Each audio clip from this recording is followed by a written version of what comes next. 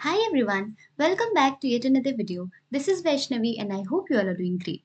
आज के इस वीडियो में हम लोग क्लोजर्स के बारे में पढ़ेंगे.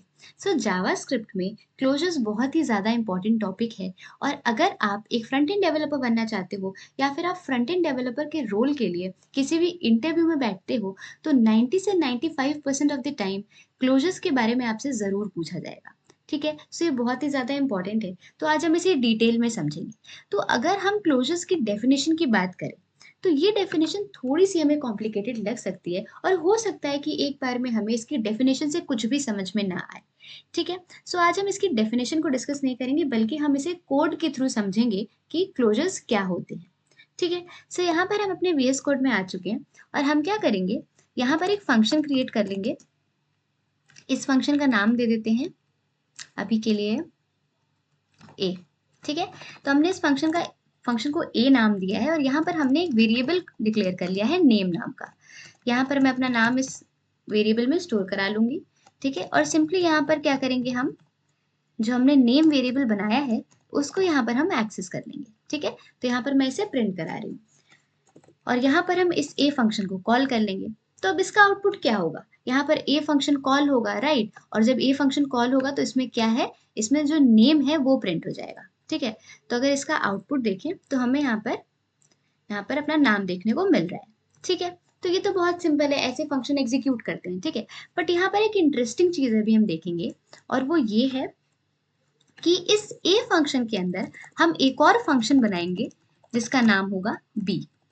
ठीक है, और यहाँ पर हम क्या करेंगे, यहाँ पर हमने console.log नेम लिखा था तो इसे यहाँ से हटा के हम क्या करेंगे, यहाँ पर इसे प्लेस कर देंगे.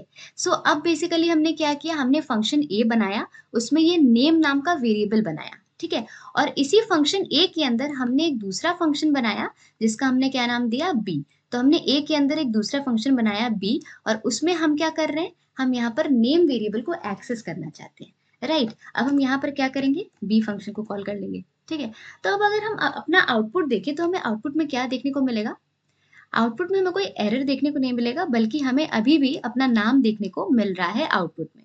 ठीक है, इससे हमें क्या पता चला कि भले ही हमने इस बी फंक्शन में नेम को डिक्लेयर नहीं किया था बट तब भी वो नेम को एक्सेस कर पा रहा है. ठीक है, इसी का मतलब है कि यहाँ पर क्लोजर फॉर्म हो रहे हैं. क्लोजर का मतलब क्या है कि जो हमारे इनर फंक्शंस हैं, राइट, इनर फंक्शंस के पास ये एबिलिटी होती है कि वो आउटर फंक्शंस के वेरिएबल को एक्सेस कर पाए. ठीक है, अगर यहाँ पर मैं ए का नाम आउटर दे दूं और बी का नाम इनर दे दूं तो ये थोड़ा समझने में हमें आसान रहेगा. ठीक है, यहाँ पर क्या किया है हमने, हमने बेसिकली आउटर फंक्शन बनाया, उसमें ये नेम नाम का वेरिएबल बनाया. उसके बाद इसी आउटर फंक्शन के अंदर हमने क्या किया, एक इनर फंक्शन बनाया. ठीक है, और इनर फंक्शन में हम इस नेम को एक्सेस करना चाहते हैं. अब इनर फंक्शन में तो नेम नाम का कोई वेरिएबल नहीं था, फिर भी हमें कोई एरर देखने को नहीं मिला बल्कि हमें आउटपुट में ये नेम वैष्णवी जो था वो साफ साफ प्रिंट हो रहा है. ठीक है, इसका मतलब है कि इनर फंक्शंस के पास ये एबिलिटी है कि वो आउटर फंक्शंस के वेरिएबल्स को एक्सेस कर पाए. ठीक है, अब यहाँ पर जब भी क्लोजर फॉर्म होता है तो क्लोजर क्या करता है, closure basically scope chain create करता है. स्कोप चेन का मतलब ये होता है कि जो हमारा इनर फंक्शन है वो सबसे पहले उस वेरिएबल को अपने खुद के स्कोप में, अपने ओन स्कोप में ढूंढेगा. ठीक है, तो यहाँ पर क्या हुआ कि हम नेम को प्रिंट करा रहे हैं, राइट. तो जब हम नेम को यहाँ पर प्रिंट करा रहे हैं, नेम को यहाँ पर हम नेम वेरिएबल को एक्सेस कर रहे हैं, तो इनर फंक्शन क्या करेगा, सबसे पहले अपने स्कोप में ढूंढेगा कि नेम नाम का क्या कोई वेरिएबल है. तो नेम नाम का वेरिएबल उसे अपने स्कोप में नहीं मिला, राइट.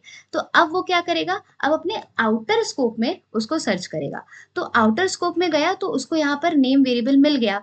ठीक है, इसी तरीके से अगर मान लो यहाँ से हम इसको इस नेम वेरिएबल को हटा के यहाँ पर हम इसे प्लेस कर देते तो क्या होता, इनर फंक्शन सबसे पहले अपने स्कोप में ढूंढेगा, अपने स्कोप में उसे नेम वेरिएबल नहीं मिला. ठीक है, तो फिर वो आउटर स्कोप में ढूंढेगा, आउटर स्कोप में भी उसे नहीं मिला. तो अब वो क्या करेगा, अब वो ग्लोबल स्कोप में इस नेम वेरिएबल को ढूंढेगा और यहाँ पर उसे नेम वेरिएबल ग्लोबल स्कोप में मिल गया. ठीक है, तो अब अगर हम अपना कोड जो है एग्जीक्यूट करें तो भी कोई एरर नहीं आएगा, तो भी हमारा जो नेम है वो प्रिंट हो रहा है।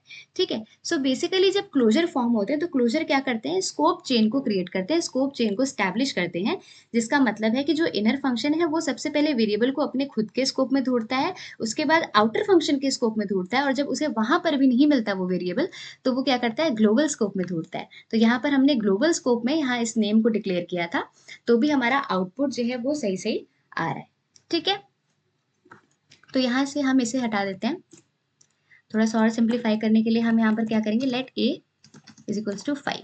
ठीक है, और यहाँ पर a प्रिंट करा देंगे। ठीक है, सो यहाँ पर अब हमें आउटपुट में क्या देखने को मिलेगा, आउटपुट में हमें 5 देखने को यहाँ पर मिलेगा। ठीक है, तो यहाँ पर क्लोजर क्या करते हैं, इनर फंक्शन को ये एबिलिटी प्रोवाइड करते हैं कि वो आउटर फंक्शन से के जो वेरिएबल है उनको एक्सेस कर सके। ठीक है, अब यहाँ पर हम क्या करेंगे, ये जो आउटर फंक्शन जब कॉल हो रहा है तो वो क्या करेगा, वो इनर फंक्शन को रिटर्न करेगा। ठीक है, तो यहाँ पर हम क्या करेंगे, इनर फंक्शन को रिटर्न करा देंगे। ठीक है, तो जब भी आउटर फंक्शन हमारा कॉल हो रहा है वो क्या कर रहा है, इनर फंक्शन को रिटर्न कर रहा है, और जो भी इनर फंक्शन रिटर्न हो रहा है उसको हम कहाँ पर असाइन कर देंगे, उसे हम रिजल्ट में असाइन कर देंगे। तो हमने क्या किया, जब भी आउटर फंक्शन हमारा कॉल हो रहा है तो वो इनर फंक्शन को रिटर्न कर रहा है, और ये जो इनर फंक्शन रिटर्न हो रहा है उसको हमने रिजल्ट में असाइन कर दिया, और अब हम इस रिजल्ट को क्या करेंगे, यहाँ पर कॉल कर देंगे। तो जब हम आउटपुट देखेंगे तो हमें यहाँ पर 5 देखने को मिल रहा है। ठीक है, सो बेसिकली क्या होता है कि जो हमारा आउटर फंक्शन है, ठीक है, तो जब आउटर फंक्शन का जो एग्जीक्यूशन है वो फिनिश हो जाता है, राइट, उसके बावजूद जो इनर फंक्शन है वो आउटर फंक्शन के वेरिएबल्स को एक्सेस कर पाता है। ठीक है, सो अब हम यहाँ पर क्या करेंगे, यहाँ पर आउटर के अंदर हमने एक इनर फंक्शन बनाया था, राइट, अब हम क्या करेंगे, इनर फंक्शन के अंदर एक और इनर फंक्शन बनाएंगे। ठीक है, सो यहाँ पर हम इनर 2 नाम दे देते हैं इसे। ठीक है, और हम क्या करेंगे, ये जो console डॉट लॉग ए था यहाँ से हटाकर अब हम इसे यहाँ पर प्लेस कर देंगे। ठीक है, और यहाँ पर हम इनर 2 फंक्शन को कॉल कर देंगे। सो बेसिकली हमने क्या किया, आउटर फंक्शन के अंदर एक इनर फंक्शन बनाया, इनर फंक्शन के अंदर एक और इनर फंक्शन बनाया। ठीक है, तो अब यहाँ पर हम इस ए को यहाँ पर एक्सेस कर रहे हैं, जो सबसे इनर वाला फंक्शन है इनर 2, उसमें हम एक्सेस कर रहे हैं। तो अगर हम इसे रन करें तो भी हमारा आउटपुट 5 हमें देखने को मिल रहा है। ठीक है, इसका मतलब है कि ए तो हमने आउटर फंक्शन में डिक्लेयर किया था, राइट, बट हमारा ये जो इनर फंक्शन है इसने क्या किया, सबसे पहले इसने अपने स्कोप में, ये जो इनर 2 फंक्शन है इसने अपने स्कोप में ढूंढा ए को, इसे ए यहाँ पर नहीं मिला, तो ये इसके बाहर वाले फंक्शन पे यानी इनर वाले फंक्शन, इनर 2 जो था उसे अपने स्कोप पे नहीं मिला, राइट, तो अब वो इनर फंक्शन के स्कोप में देखेगा, वहां पर भी नहीं मिला तो अब ये आउटर स्कोप में देखेगा, तो यहाँ पर इसे ए मिल गया, राइट। तो ये जो स्कोप चेन है वो इसी तरीके से काम करता है, सबसे पहले खुद के स्कोप में ढूंढेगा वेरिएबल को, उसके बाद उसके आउटर वाले, उसके बाद उसके आउटर वाले, जब कहीं नहीं मिलेगा तो उसके बाद वो ग्लोबल स्कोप में ढूंढेगा वेरिएबल को। ठीक है, और उसके बाद भी अगर उसे वेरिएबल नहीं मिलेगा तब जाके वो एरर देगा। ठीक है, सो यहाँ पर हमने क्या सीखा कि जो इनर फंक्शंस हैं उनके पास क्या एबिलिटी होती है कि वो आउटर फंक्शंस के वेरिएबल्स को एक्सेस कर पाते हैं। ठीक है, इवन इफ जो आउटर फंक्शन का एग्जीक्यूशन है वो फिनिश हो गया है, उसके बावजूद इनर फंक्शंस के पास एक्सेस होता है आउटर फंक्शंस के वेरिएबल्स का। ठीक है, और क्लोजर क्या करते हैं, क्लोजर जो है वो स्कोप चेन क्रिएट करते हैं, और स्कोप चेन को हमने बढ़िया से समझ लिया। ठीक है, सो आई होप आपको समझ आया होगा कि क्लोजर्स क्या होते हैं। ठीक है, और ये बहुत ही ज़्यादा इंपॉर्टेंट है, तो ये ज़रूरी है कि आपको क्लोजर्स अच्छे से पता होना चाहिए और आप इंटरव्यूअर को अच्छे से एक्सप्लेन कर सको कि क्लोजर्स क्या होते हैं। ठीक है, सो अगर आपको ये वीडियो थोड़ा सा भी इंफॉर्मेटिव या थोड़ा सा भी हेल्पफुल लगा हो तो please like, share and comment on this video, and please subscribe my channel.